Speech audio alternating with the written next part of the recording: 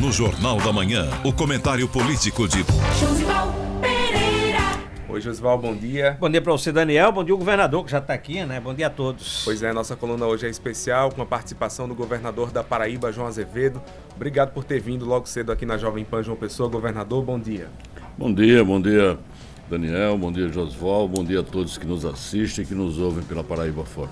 Josival, começa. Vou começar. Governador, essa semana foi uma semana que o senhor autorizou a história da ponte.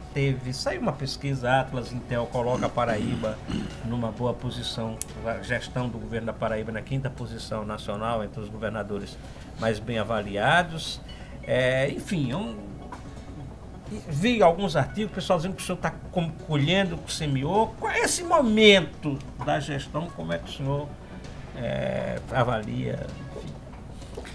Eu acredito, Josival, que isso, na verdade, é fruto do trabalho. Eu não tenho dúvida nenhuma que isso é reflexo e resultado daquilo que verdadeiramente nós conseguimos implantar na Paraíba. Um ritmo muito forte de obras, um ajuste fiscal no Estado que permitiu que a gente tivesse uma capacidade de investimento muito grande, e isso tem se refletido diretamente na vida das pessoas. Então eu não tenho dúvida nenhuma que, muito menos do que uma avaliação pessoal, é uma avaliação de governo. O que é mais importante nisso? O ajuste fiscal, o ajuste... Todo mundo fala nessa história, ajuste fiscal nacional, tem que gastar menos, enfim. É isso mesmo? É ajuste fiscal, é ter dinheiro ou é planejamento? O que é mais importante numa gestão? Na verdade, para você planejar e executar, você tem que fazer o dever de casa, que é preparar o Estado para ter capacidade de investimento. Se ele não tiver capacidade de investimento, nada será executado daquilo que foi planejado. Então, nós tivemos uma tomada de decisão lá atrás que impactou hoje, evidentemente. Nós tivemos uma pandemia em 2020. Graças a Deus, a gente esquece um pouco, mas foi real. Em 2020, a economia do país inteiro, do mundo inteiro, sofreu muito, muito. Naquele momento, aqui na Paraíba, nós tomamos algumas medidas e pensando sempre na retomada do crescimento. Então, por exemplo, nós não fechamos setores que eram extremamente importantes e geradores de emprego na Paraíba. O segmento de call center, que emprega 18 mil pessoas, nós não fechamos. Nós criamos um protocolo em que era posto sim, posto não. Ou seja, nós tiramos metade das pessoas de dentro das unidades. E essas pessoas foram, inclusive, para home office. E hoje, mesmo tendo terminado a pandemia, 30% ainda continuam trabalhando em home office. Nós não paramos hora nenhuma a construção civil, a não ser durante uma semana, 15 dias, em que teve um surto dentro da construção civil. Nós não paramos a agricultura, nenhuma limitação para a agricultura, bem como as indústrias. O chão de fábrica é muito controlado. As indústrias têm um controle muito grande. Então, esses segmentos são os segmentos que verdadeiramente deram resultado. Se você fizer uma análise em cima dos dados que o Banco do Brasil soltou recentemente, ele demonstra que o PIB da Paraíba crescerá esse ano 4,7%. Isso será o maior crescimento percentual do Brasil. E dentro do PIB, o setor industrial vai crescer 5,9%, que é também o maior crescimento do Brasil. Ou seja, a tomada de decisão lá atrás, em determinados momentos aqui da Paraíba, favoreceu essa recuperação rápida para o Estado. Isso hoje demonstra, evidentemente, que foram acertadas aquelas medidas. Mas não é só isso. É você pegar o Estado e cortar a despesa. Mas cortar mesmo, segurar. Porque durante 4 anos, de 2019 a 2020 e 2022, nós não tivemos apoio nenhum do governo federal. Nós não tínhamos nenhuma operação de crédito com Caixa Econômica, com o Banco do Brasil, com o BNDES, por conta da diferença política que foi imposta ao Brasil numa lógica completamente equivocada. Completamente equivocada. E por isso nós tivemos que fazer esse ajuste muito forte dentro do Estado. E foi bom porque nós aprendemos a andar com as próprias pernas. O que facilitou, inclusive, que hoje a Paraíba é um estado que tem operações de crédito com o Banco Mundial, com o Banco Interamericano de Desenvolvimento, com o NDB. o NDB, que é o Banco do BRICS, com o FIDA, que é o Fundo Internacional de Desenvolvimento da Agricultura, com a AFD, Agência Francesa de Desenvolvimento, agora mesmo num projeto que nós vamos implantar na Paraíba, que é o BRS, aqui em João Pessoa, junto com a Prefeitura. A agência francesa está fazendo uma operação de crédito conosco de 240 milhões e de 160 milhões com a Prefeitura. Ou seja, isso tudo foi a possibilidade de nós abrirmos esse leque para que a gente pudesse tocar e colher os resultados. Eu acho que agora a gente está verdadeiramente colhendo os frutos de um Estado que tem, na área de recursos hídricos, mais de 2 bilhões em investimentos, na área de logística, considerando essa ponte que foi agora contratada e vai começar dentro de alguns dias, mais de 3,5 bilhões de reais de investimentos. A Paraíba saiu, na época de 2019, quando eu assumi o governo, de investimentos anuais da ordem de 500 milhões, para como 2023, que nós investimos 2,2 bilhões de reais. Isso é 5 vezes mais. Então isso nos dá uma tranquilidade muito grande e esse, logicamente, e esse reconhecimento da população é fruto desse trabalho. O senhor fala do reconhecimento da população, mas há um reconhecimento do governo federal, porque tem hoje uma discussão sobre a dívida dos estados. E a Paraíba, que está com, digamos, com a casa organizada, acaba não sendo tão ajudada ou observada pela esfera federal. O senhor acha que a discussão está sendo feita de forma justa quando coloca ali ajudas ou condições para estados que estão com dívida, estados maiores que a Paraíba, e não pensa também como trazer, compensar recursos para cá? Ontem foi aprovado no Senado a proposta para essa renegociação das dívidas dos estados. Nós temos que entender que o Brasil, todos os estados têm uma dívida em torno de 700 bilhões com a União. 4 estados correspondem a 660 bilhões, que é Rio Grande do Sul, Minas Gerais, São Paulo e Rio de Janeiro. Desses 4 estados, só São Paulo cumpre as suas obrigações para com a União. Tem uma dívida grande, mas paga. Mas os outros 3 estados não pagam. E aí, quando você chega num momento de renegociação como esse, qualquer proposta que seja pensada, não tenha dúvida que ela vai beneficiar os maiores devedores. Então, ontem foi aprovada uma proposta, nós defendemos a criação de um fundo, que foi aprovado, em que a redução de juros, porque na verdade o juro é IPCA mais 4%, vai cair para IPCA mais 2%, e em alguns casos IPCA mais 1%. E essa redução de juros, parte desse recurso vai ser destinado a um fundo, e esse fundo será utilizado por todos os estados do Brasil. Então, na verdade, você vai ter um volume grande de recursos, em torno de 60 bilhões de reais, que serão rateados entre os estados. Nós brigamos, conseguimos, porque os maiores devedores, evidentemente, queriam que fosse apenas 1% destinado ao fundo, e nós defendemos 2%. Conseguiu ser aprovado os 2% ontem, num trabalho que o Consórcio Nordeste trabalhou muito, todos os governadores fizeram um esforço muito grande e gerou, logicamente, uma expectativa de que a gente possa utilizar esse recurso em infraestrutura, prioritariamente em educação e infraestrutura. Claro que também os critérios de distribuição desse fundo precisava ser discutido, até porque senão os próprios estados devedores que contribuiriam com mais pagariam de volta o dinheiro. E a gente conseguiu aprovar nessa proposta de ontem que pelo menos 80%, entre 70% e 80% será pelo critério do FPE, que é um critério que leva em consideração diversos fatores, não só a população. Enfim, eu sempre acho que são passos que são dados e é aquele projeto que foi até um limite possível. A partir daí não se conseguiria negociar e não se conseguiria aprovar. Então acho que foi uma boa caminhada. É claro que a Paraíba não tem praticamente dívida com a União. A Paraíba não tem dívida com a União. Para você ter ideia, a poupança nossa é maior do que a dívida. Por isso que a nossa relação é negativa. É menos 0,1 bi. Por quê? Porque nós temos uma poupança que é maior do que a dívida. Então isso nos deixa tranquilo. Agora vamos sim ter um benefício com relação ao que foi aprovado ontem no Senado, e eu espero que a Câmara vá na mesma direção. Vou fazer uma pergunta agora, governador, para o futuro, para apostar o governo. O senhor está falando de dívida dos estados e antes o senhor falou de que a situação da Paraíba é tão boa, já disse isso, já viu a entrevista, é tão boa que o pessoal fica oferecendo dinheiro para empréstimo. Todo mundo, olha, vai pegar dinheiro. Esses bancos todos que o senhor disse aí, né, até colocando dinheiro.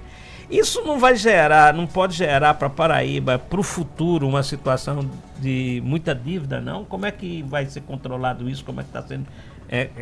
esses contratos estão sendo ajustados para lá na frente a Paraíba não estar atolada em dívidas?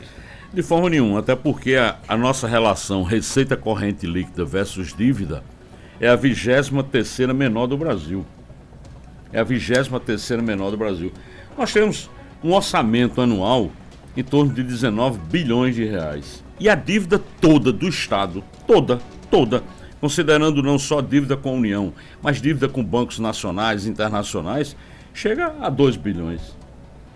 Então, é muito pouco efetivamente a nossa dívida. Então nós temos uma margem enorme. Nós não vamos usar essa margem, nem há intenção de usar essa margem. Agora, na hora que você pode antecipar uma infraestrutura, na hora que você pode fazer com que o Estado tenha um investimento que vai gerar e impactar, e vai trazer emprego, vai trazer renda para a população, por que não usar essa margem? Dentro de uma forma responsável, como nós fazemos. Porque a grande questão é que se não houvesse margem para contrair empréstimos, aí sim seria arriscado. Mas o próprio Tesouro Nacional, ele estabelece para a gente a nossa margem, que a gente chama o cheque especial que o Tesouro Nacional dá para cada estado. Ele já está, mesmo com os empréstimos que nós temos, as operações, ele estabeleceu esse ano uma margem de 1,8 bilhão, com aval da União.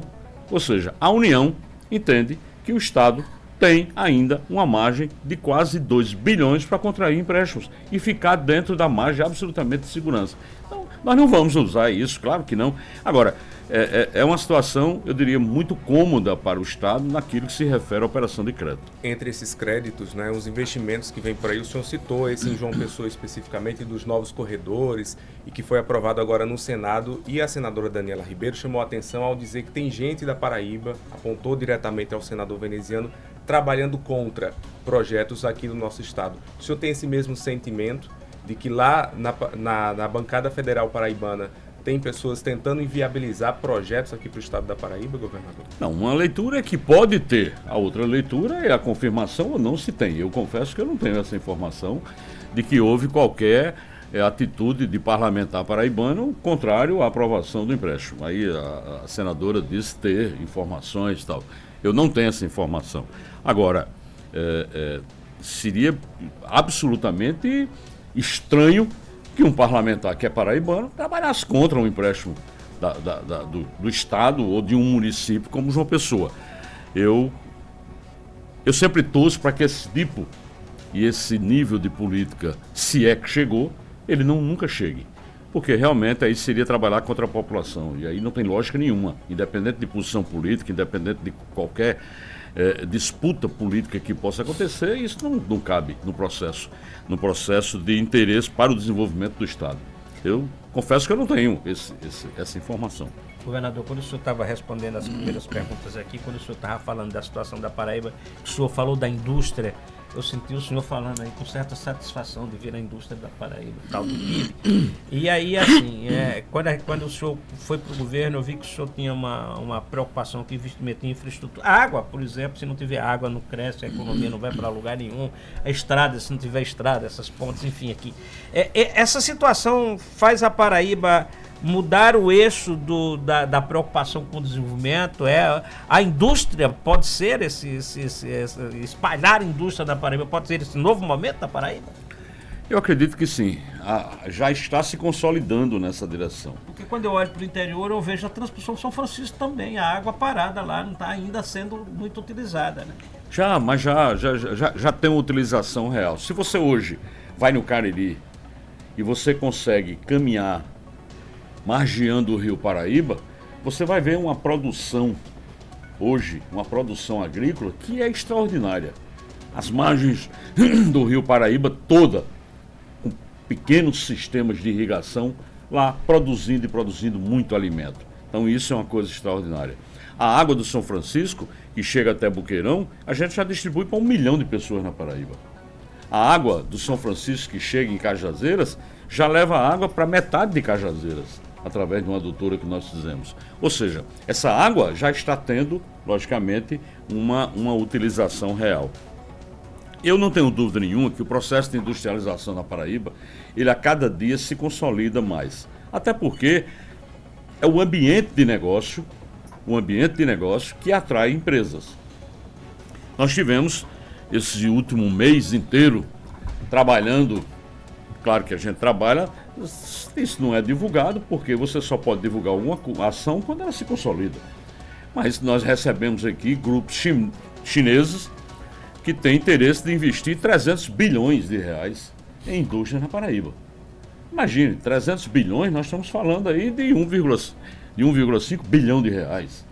Então é muito recurso que poderá chegar à Paraíba. Nós estamos na disputa, nós estamos brigando, apresentamos tudo, fizemos reuniões, a reunião extremamente produtiva, com um grupo muito grande, uma missão que teve aqui, de 15 pessoas, para conhecer, entender os investimentos que nós estamos fazendo na indústria do turismo. Nesse momento, na Paraíba, tem 1,6 bilhão de reais sendo investidos pela iniciativa privada, não é o governo, é a iniciativa privada, na construção de 9.800 leitos de hotelaria, de resorts, ali no Polo Turístico Branco, que era um projeto que tinha 40 anos na Paraíba e que nunca tinha saído do papel. Então isso é uma coisa extraordinária. Qual é o estado hoje, Josival, que pode assinar um contrato como nós assinamos desse complexo rodoviário aqui, que vai incluir a ponte que liga Cabedelo a Santa Rita, que liga outra ponte que liga Santa Rita a Lucena e mais 2 trechos de estrada, que pode assinar um contrato e determinar a empresa que pode começar a obra com recursos na conta, garantidos para aquela obra. São 465 milhões de reais que estão garantidos para executar a obra.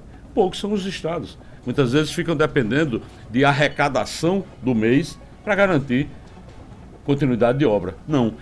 Aqui na Paraíba não há nenhuma obra que foi autorizada que os recursos não estejam na conta, dentro dessa poupança que a gente estabelece.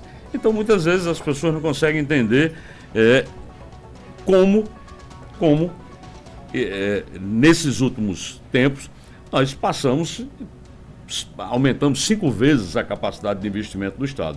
Mas eu sempre digo, isso é fruto de uma política de planejamento organizada e de, logicamente, um grupo de pessoas que trabalham todos os dias visando fazer com que a gente tivesse a condição de arrecadar mais, a condição de economizar, fazer com que o Estado não gaste. O gasto do Estado hoje, ele é muito controlado. E a gente faz controle da diária, a passagem, a tudo que é possível economizar. Porque os recursos não podem se perder no meio. O recurso tem que chegar na ponta. E chegar na ponta é com obras, é com investimentos, é com políticas públicas. A revolução que nós estamos fazendo na saúde, isso é uma coisa extraordinária. Qual é o estado brasileiro que acabou com a fila de cirurgias eletivas? Talvez 2. Sergipe, porque o meu amigo Fábio Mitidieri veio aqui.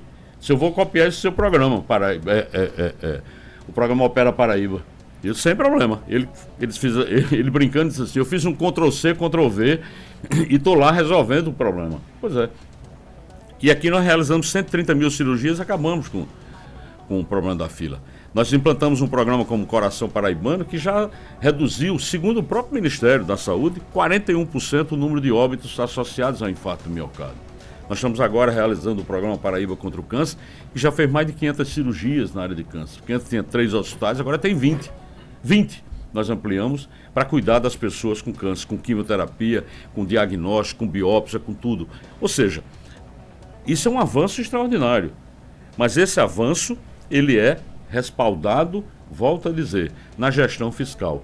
Até porque o Estado tem a obrigação de investir 12% da sua receita com saúde, e nós investimos os 12%, e o ano passado nós investimos 350 milhões acima dos 12%, para poder a gente ter essa saúde que a gente tem. com 2 UTIs aéreas, transportando pacientes SUS, com o Hospital da Mulher de João Pessoa sendo construído, o Hospital da Mulher de Campina Grande sendo construído, o maior hospital da Paraíba será o Hospital da Mulher em Campina Grande, é o Hospital de Trauma lá do Sertão, é o Hospital da Mulher do Sertão, ou seja, conseguimos com recurso próprio alguns e outros conseguimos incluir no PAC.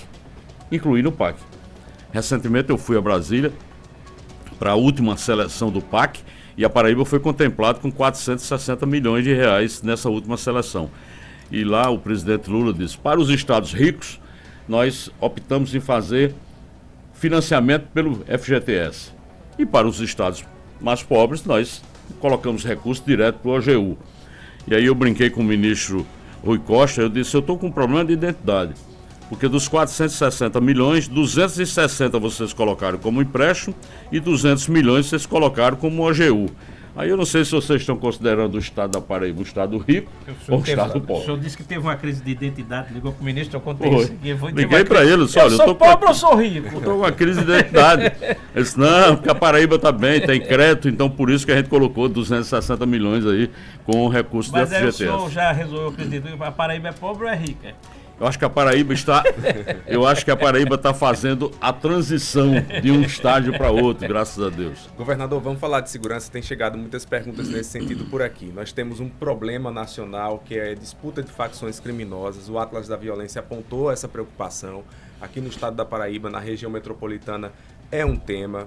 Houve já, por parte de juízes eleitorais, o pedido de tropas para garantir o pleito eleitoral. O senhor se reuniu com a presidente do TRE.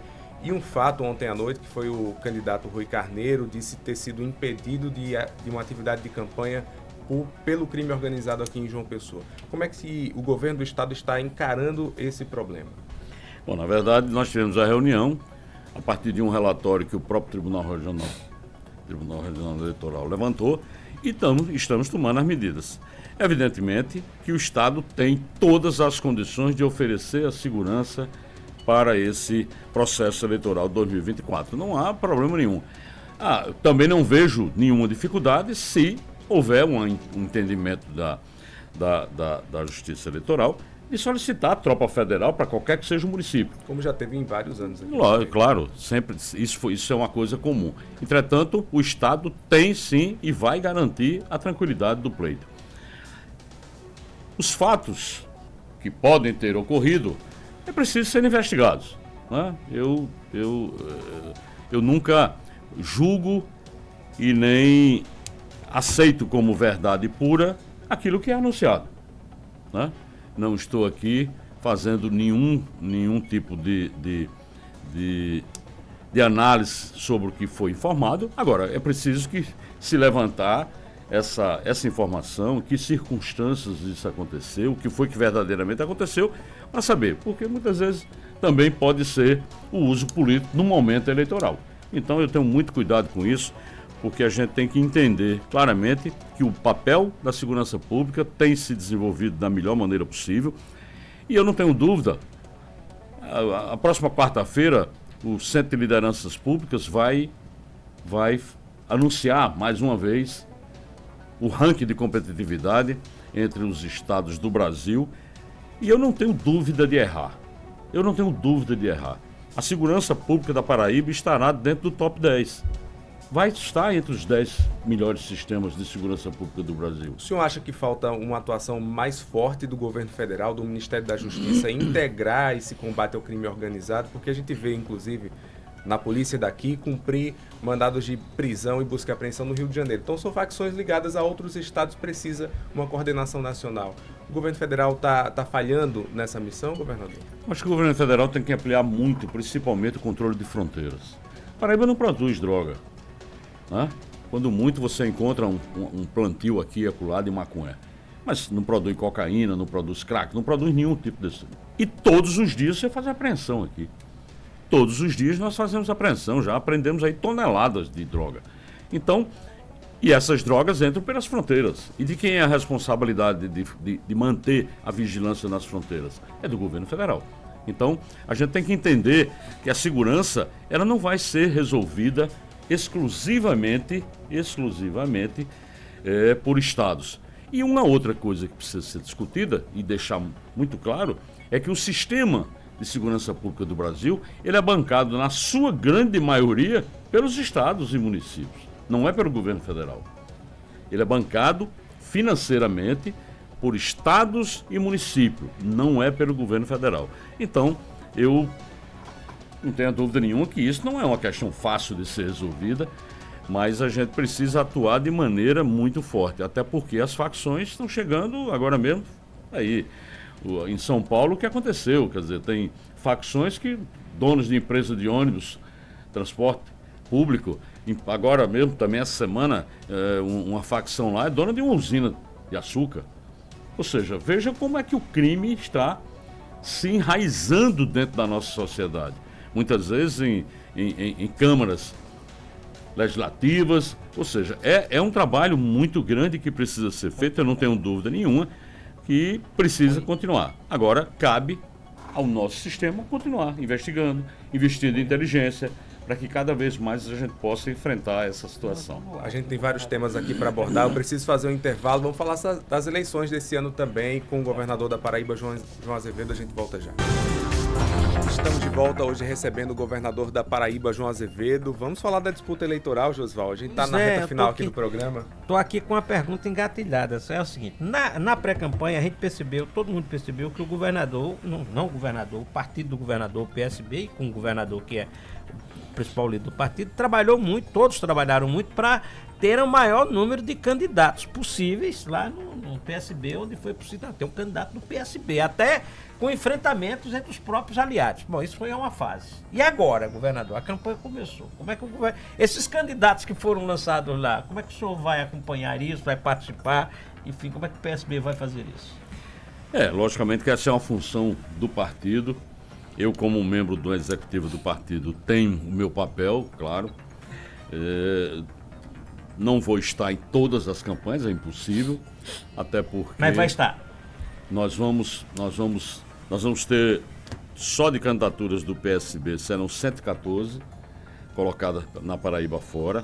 Além disso, nós estamos em mais uma outra quantidade muito grande de municípios, onde nós estamos compondo a chapa na condição de vice e, às vezes, simplesmente apoiando um partido aliado que tem uma candidatura colocada. Eu dou o exemplo Patos. Patos, nós não estamos na chapa. Não estamos na chapa, mas nós, evidentemente, que temos o apoio já pré-anunciado para o prefeito Naboa. Então, esse conjunto de forças que nós vamos agora em 2024 colocar à disposição do povo da Paraíba, ela passa, logicamente, por uma atuação do governador como político, no sentido de colaborar. As convenções aconteceram, eu não poderia, nem tinha condições de participar de todas as convenções. Fizemos um trabalho de definição de um grupo de convenções, participei, eu acho que de 12 convenções, porque praticamente todas acontecem no último final de semana, e aí participei de 12 convenções, do Sertão até aqui, João Pessoa, Conde, e tive a oportunidade daqueles municípios em que nós não participamos, e os prefeitos evidentemente solicitaram, de gravar vídeos. Gravei 175 vídeos. Gravei 175 vídeos para as convenções Paraíba fora. Então, assim, teve uma participação indireta minha com relação às convenções. Na campanha, claro que eu vou tirar períodos em que eu vou poder viajar pela Paraíba toda, participar do processo eleitoral nas cidades.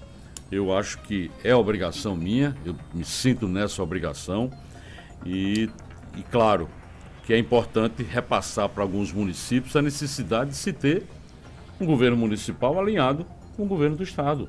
Isso faz uma diferença muito grande para o Estado. Exemplo do que acontece em João Pessoa hoje. Então isso faz uma diferença muito grande e nós precisamos passar essa mensagem Paraíba fora. O senhor sentiu dificuldades em promover alianças com o PT aqui na Paraíba? Sempre se fala muito nessa questão que o senhor apoia Lula, apoia o PT e não vem contrapartidas aqui na Paraíba. Em João Pessoa, o PT tem candidatura própria, não está nesse bloco de Cícero Lucena que o senhor apoia. Em Campina Grande chegou a colocar apoio a Johnny, retirou, apoia agora Inácio Falcão. Tem dificuldades? Isso pode ser um fator de dificultar a manutenção da aliança com o PT em 2026, governador? É importante a gente, e eu não faço comentários sobre partidos ao qual eu não pertenço, de forma mais contundente. Até porque o PT, quando você fala PT, você tem que falar um segmento do PT. Essa postura adotada é de uma parte do PT. Vocês viram que o PT aqui, parte defendia que não tivesse candidatura própria e parte que defendia candidatura própria. Isso foi uma discussão que aconteceu. Eu tenho a impressão, e aí é uma leitura pessoal, não tem nada a ver com o que o partido acha ou não. Nós temos que entender que a reeleição do prefeito Cícero, ela tem o apoio do governador, ela tem apoio do vice-governador, ela tem o apoio de pelo menos uma senadora, ela tem apoio de pelo menos 7 deputados federais. O prefeito tem um filho que é deputado, que está lá na base, e que, na verdade, quando se fez uma opção por ter uma candidatura própria, talvez o partido não tenha feito uma análise sobre 26. 26 é fundamental para o presidente Lula. É fundamental que o presidente tenha uma base ampliada para poder garantir a sua reeleição, em função exatamente da polarização que ainda existe no Brasil, em menor intensidade, mas ainda existe no Brasil. Isso dificulta o senhor estar no palanque de Lula em 2026? Não. Por convicção, eu não mudo meu voto. Eu lancei Lula e disse que ele estaria, se quisesse, no meu palanque em 2020, quando ele não era nem candidato. É uma questão de crença na forma de fazer gestão. Aí é uma outra coisa. Independente da posição dele. Mas nesse grupo que está ligando tem vários partidos, né? Claro, aqui, não é só o PSB, estão aqui um conjunto de partidos. Agora, em 2026, nós vamos ter uma renovação de 2/3 do Senado. Serão 54 senadores que serão, ou alguns até renovados o mandato, mas terá uma renovação de 54 senadores. O governo Lula tem 11 governadores que o apoiam, inclusive eu. Se esses 11 governadores fizerem os 2 senadores, serão 22 senadores. Está muito longe dos 54 que serão renovados. Então, se não houver uma leitura de que 26 é muito importante e que é preciso ter uma base muito mais ampliada, eu acho que as consequências virão. As consequências virão. Então, esse tipo de leitura é que precisa ser feito. Não é a leitura única e exclusiva da disputa pequena, porque senão... João Pessoa com Paraíba. Quando o Daniel disse assim, governador, o senhor tem dificuldade de fazer aliança com o PT, eu ouvi PP na primeira vez. PP. Eu disse, Daniel faz... O senhor teve dificuldade de fazer aliança com o PP? Tem Cajazeiras, tem... Bahia, tem o que? Santa Rita também teve problema, tem São Bento. Teve dificuldade com o seu partido do vice-governador? Eu ouvi direitinho, Daniel, PP.